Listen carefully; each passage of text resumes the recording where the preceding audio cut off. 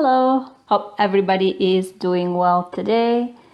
So today I am going to show you how to paint an iris. But before we guys start, I have done a few sketches here.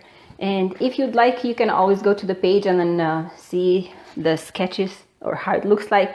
Or you can find a sketch online that you like a drawing that you like of an iris, and then you can just put color on it. So, starting from the beginning, this is the sketch that I made myself that we are going to work on. If you do not have watercolors, you can always use pencils. For example, if you have like colored pencils, you can always use those, and I find it easier to work with. It's easy to manage the work.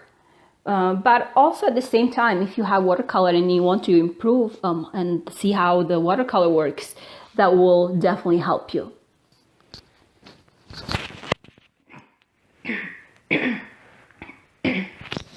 Excuse me. So I'm going to just sketch it over a little bit here. So this is the iris that I'm going to work on today is looking for me. And I'm going to sketch it one more time in a watercolor paper. So this is the paper that I'm using right now. It's thin. This is simply for sketching. And like I said, if you have simply watercolor, if you have simply pencils, you can use colored pencils. And these are very good if you do not have any colors or if you don't like to work with colors. These are very nice and light when you work with pencils, and it's easy to manage them or work with. I've noticed sometimes people don't have the patience to work with colors, so I think it's easier and better if you use pencils.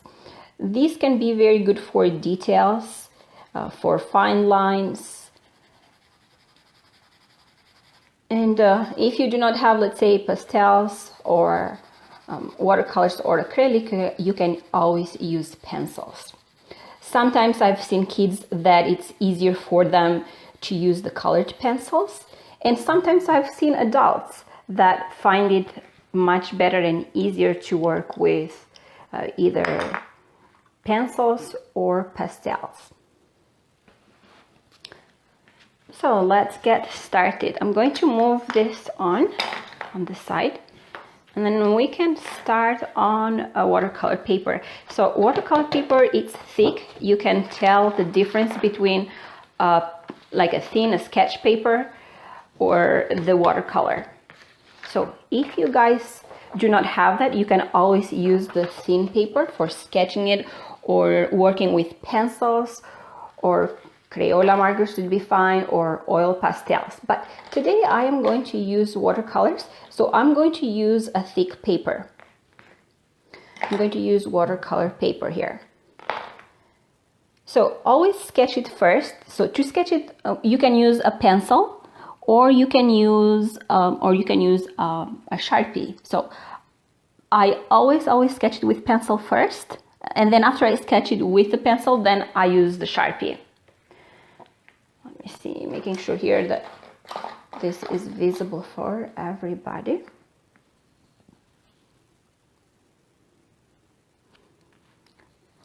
All right.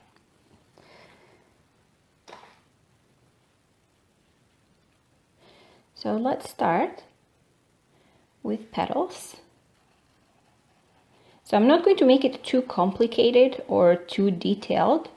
So this is a project that can be used for kids or adults, but it does have quite a lot of details, I would say.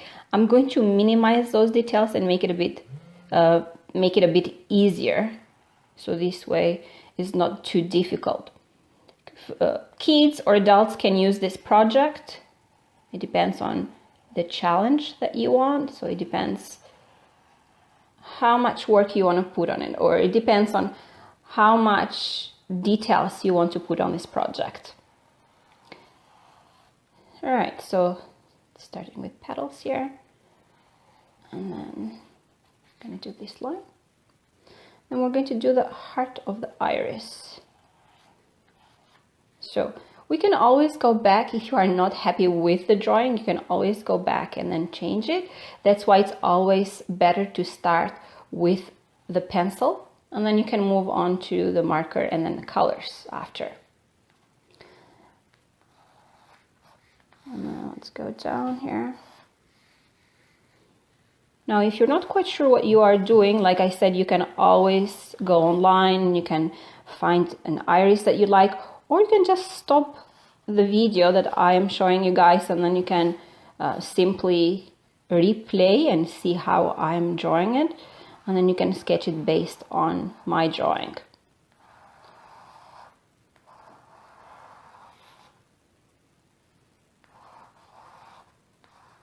Like I said, I'm going to eliminate a lot of details simply to make it easier for everybody to follow, because when it has too many details, it's a bit hard and it's a bit difficult. And irises are very nice, beautiful flowers. So I decided to do this with watercolor because I like the way that they flow. I like that air that this type of flower has that goes in this kind of beautiful flower. So after we sketch it with pencil, I'm going to go with Sharpie. I love to use Sharpies because you can always see the lines underneath. So just follow the pencil line that you had before. That's all you basically are doing with Sharpie.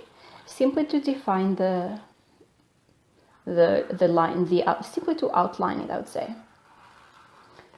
And it doesn't matter how strong the Sharpie might look, you'll put color and you'll cover it a little bit, but you'll still see the lines.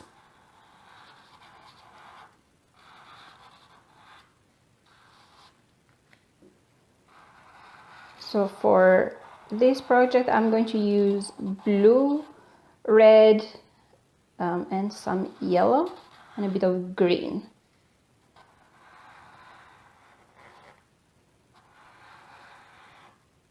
Now, if you see the lines underneath, that's fine.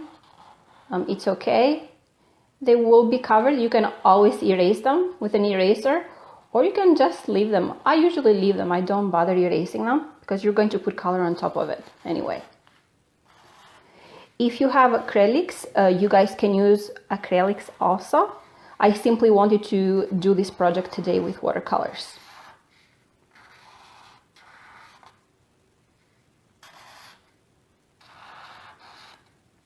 Alright, so we are almost done with our outlining here. If you'd like to put more into, like if you like to do purple irises, you can certainly stay more into like purple, pink colors. But my irises today are going to stay more in like blue, violet colors.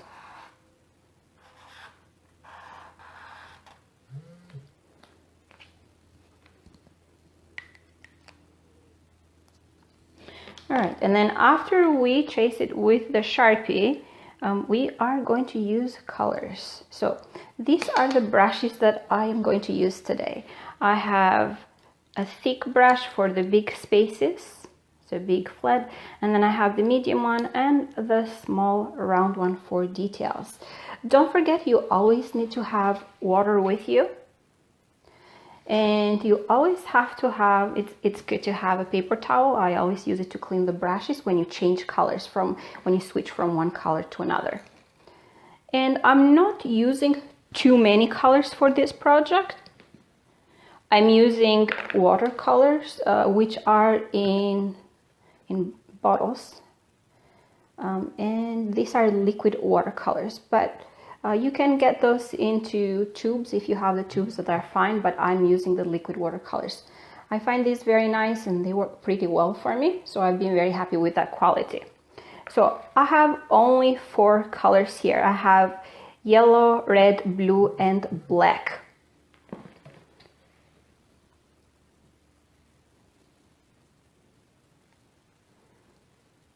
I'm going to start with blue first. So color, water, Now, if you find that the color is too strong, you can always mix them. I think it's too much of blue, so I'm going to mix blue and red a little bit.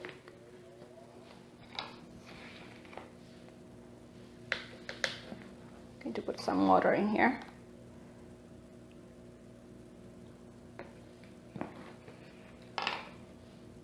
So I am mixing red and blue.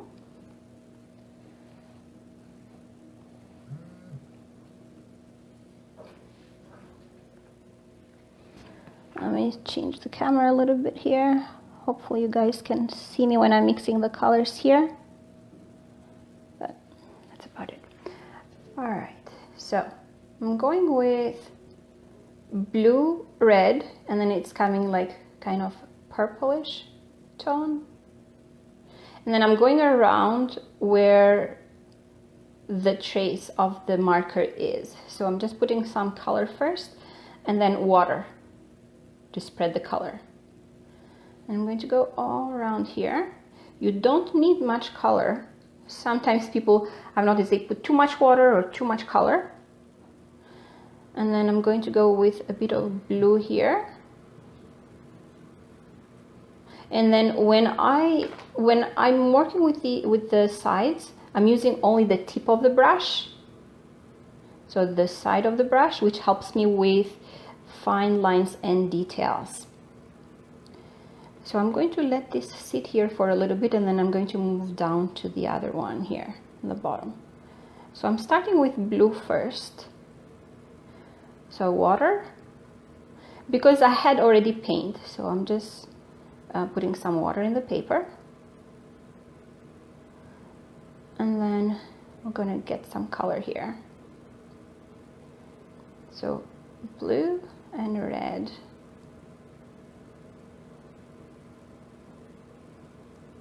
And the beauty of watercolor is that they blend together beautifully. They look very nice. You can always put details while the paper is wet, like that.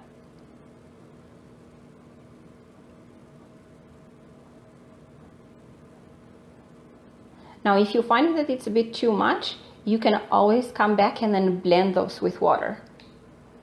So I'm rinsing the brush right now, and we're going to put a bit of water, so this way the lines are not too strong.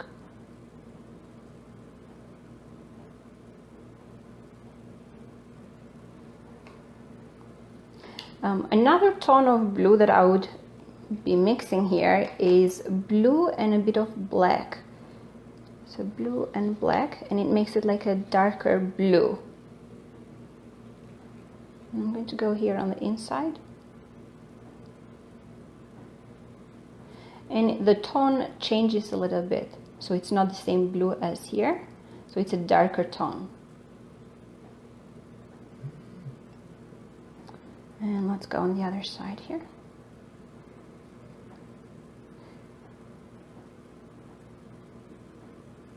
Okay, so I kind of like this dark blue, and I'm going to use this for a few other areas as well. So right here it's the inside of the flower, which is lighter. I'm going to leave this white for now, and then I'm going to come back to put a lighter tone. And then on the sides here, putting a darker tone. I'm going to blend this with water.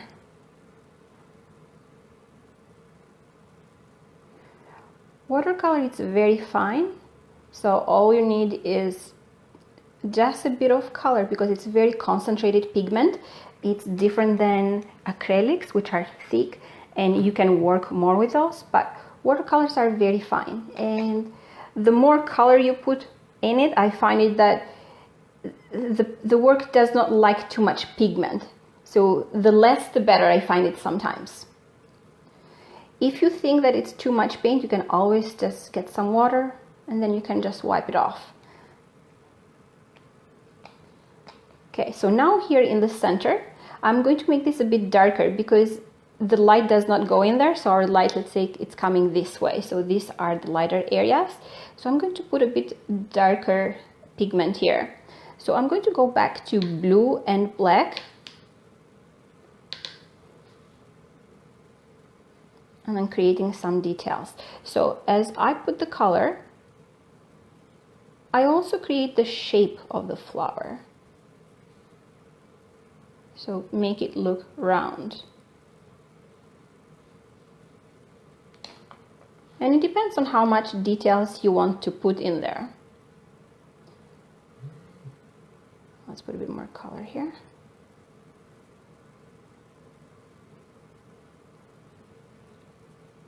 And just a bit dark blue in the center, because basically the darkest part for us here, it's the center, and then as it goes further it just opens up and then it becomes darker here again on the corners.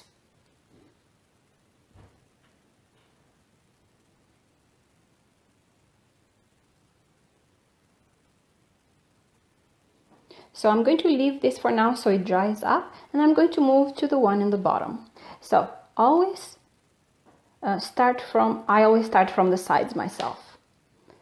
So mixing the paint, start from the side. So see how I'm tracing the brush here? I'm just following the line.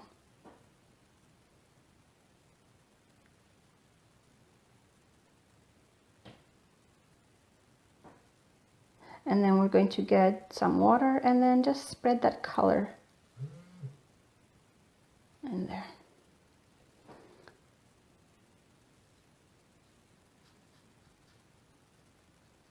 Now because I wanted to create a different texture here, that's why I'm doing the lines, but you don't have to if you don't want to, but I kind of like it. So this is a different technique that I'm using. And see how it creates that petal? It gives it a different shape. It forms it better. And I'm going to leave some parts white. I'm not going to touch those. So right now I'm continuing with the same color, and I'm coming back and we're going to put a bit red at the top. So let's find where our darkest parts are here. Let's make this darker.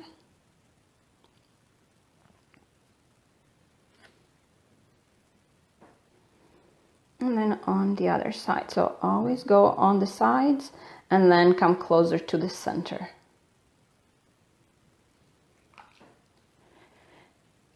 So I'm just rinsing the brush because I don't want too much color, and then simply with water.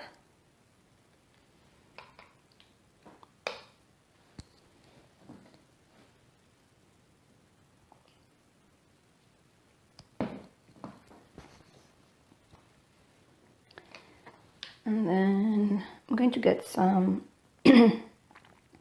purple here.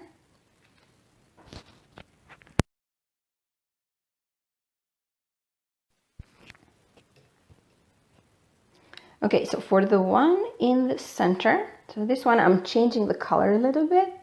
So this one is purple tone and simply going on the inside.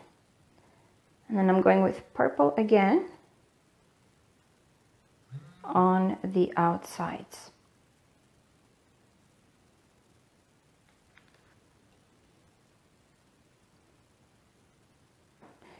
You guys can always replay the video and see how I'm doing it.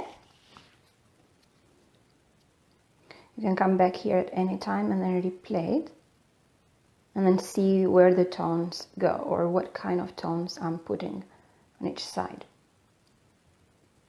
on each petal here.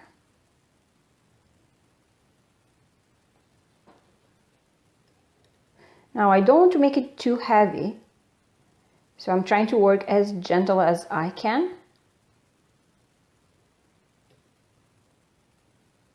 I want this to flow. So it's going to be with few layers, it's not going to be one layer. Okay, and then in the bottom here I am going with purple. And then see this part here, so this is supposed to be light, so I'm going to use light purple. I'm not touching this one yet because that's going to be a different color. It's going to be yellow. Now, if you think that the color is still heavy and you don't like to have it like this dark, you can always go back and then just wipe it off. All you need is some water and then clean it up. And it will brighten up that color if you feel like it's too heavy. So water, wipe off the brush, go back, and you can clean it. That's the beauty of watercolor, that you can work on top of it. You can still go back and clean it if you find it too heavy.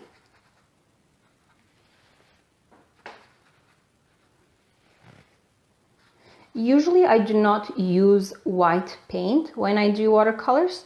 I simply just wash off the paper if you find it that it's too dark. So I'm going to make this a bit lighter also. So I'm just washing this off with water. And then as you start to wash it, you can see that it forms better. And it kind of gets a bit cleaner.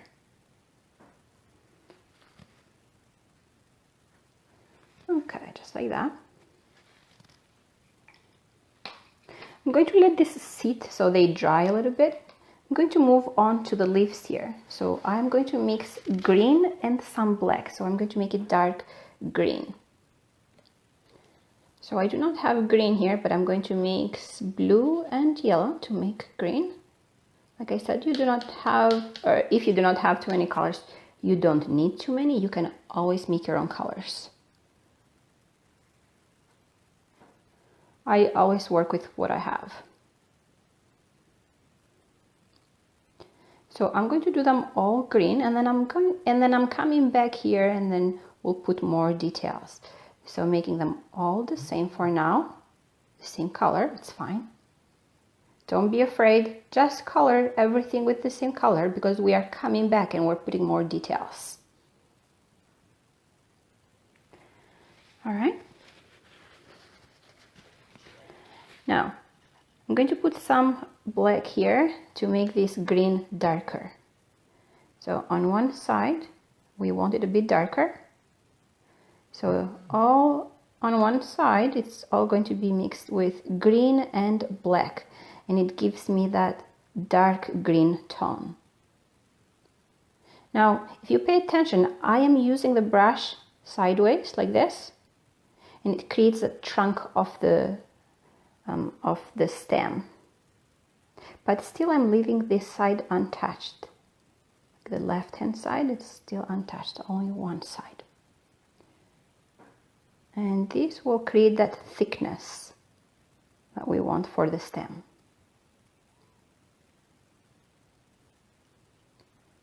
Okay, so let's go up.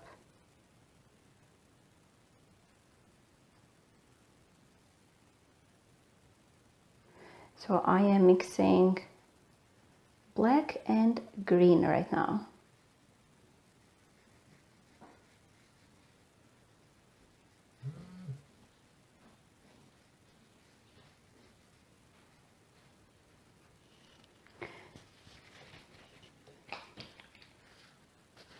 Now, if you find this a bit dark and you want to put more light, you can always come back to the green here, just wash it off, and it will become brighter. And it will give us the light that we want. So just put some water and then wipe off that color.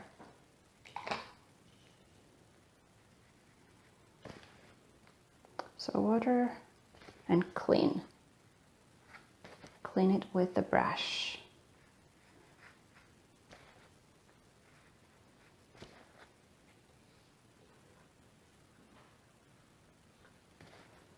And down below here.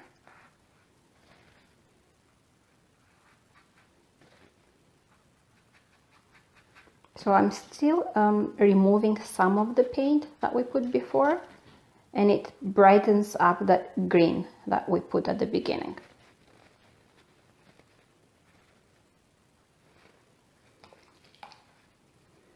I kind of like this green, so I'm going to put some green here at the bottom. So for the outside, you don't have to put too much color. I'm going to put some very, very light green, and I'm leaving white spaces. So I'm not covering everything. So water, and then paint. And this spreads very well.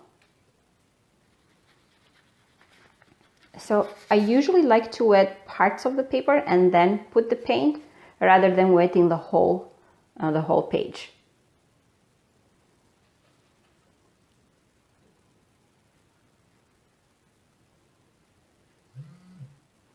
Just like that, and then it flows on its own.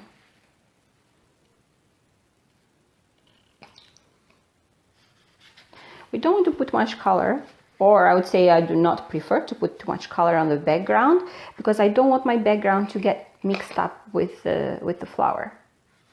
So I'm keeping the background very, very light.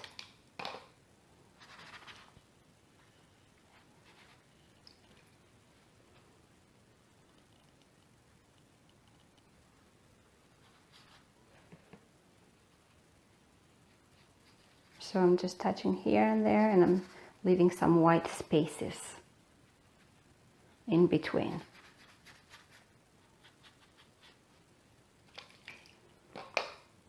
So as I go up, I'm not putting color in there.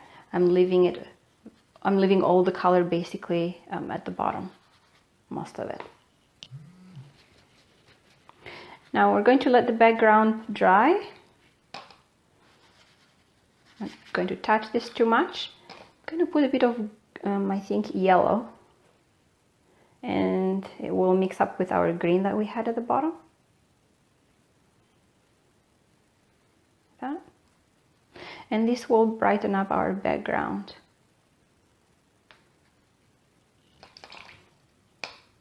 Now I'm not spreading this color everywhere.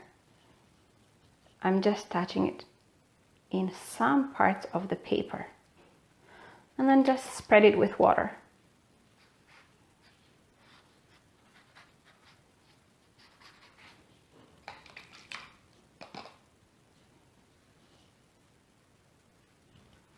And that's it. I'm not going to touch the background too much.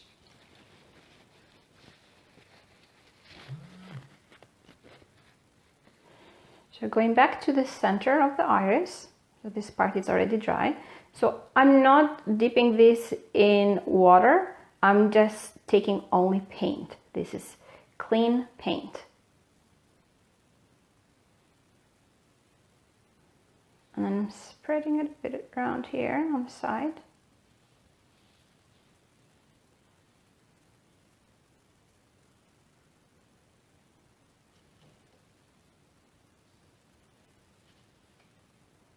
Because the closer to the center you are, the more you see the yellows in an iris flower.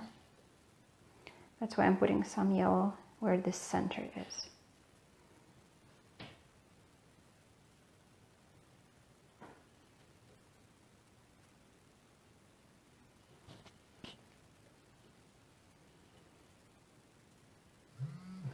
If you want to extend a little bit, you can just go down here in the bottom and then just put some more details.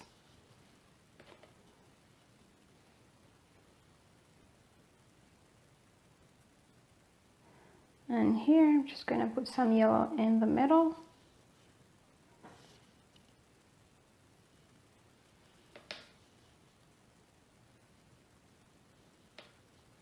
And just a bit of yellow here.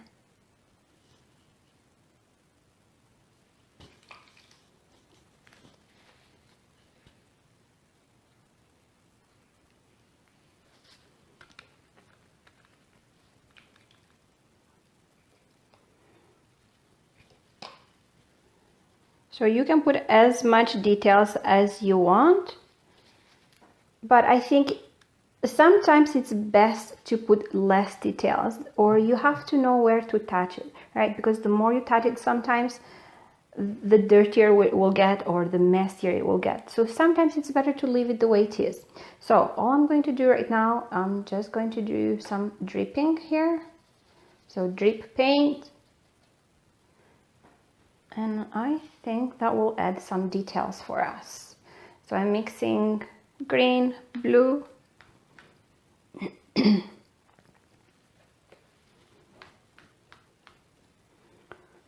and just like that.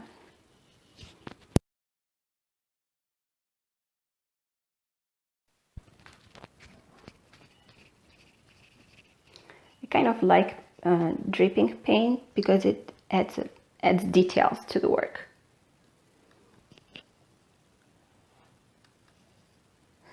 And that's about it, guys. So it's not very difficult. It just takes a bit of practice. Like I said, the more you practice, the better you get at it. But you can always come back to the work and see how I drew the iris and how I layered the colors one after the others, because usually you can't get it done on the first layer, so you have to come back and do few layers. So the beauty of the watercolors is that you can always wash it off. If you are not happy with that part, just get some water, wash it off, and you can always clean it, and then you can put another layer on top. But not too many, because if you put too many, then it washes off too much, or you can just rip off the paper. So you have to find that the right amount. All right, guys, let me know if you have any questions or comments in the post down below. So this will still be posted. Feel free to comment or message me with any questions, or if you need help with anything, I'll be more than happy to reply back to your comments. Well, thank you for watching today, and have a great rest of your day. Bye-bye.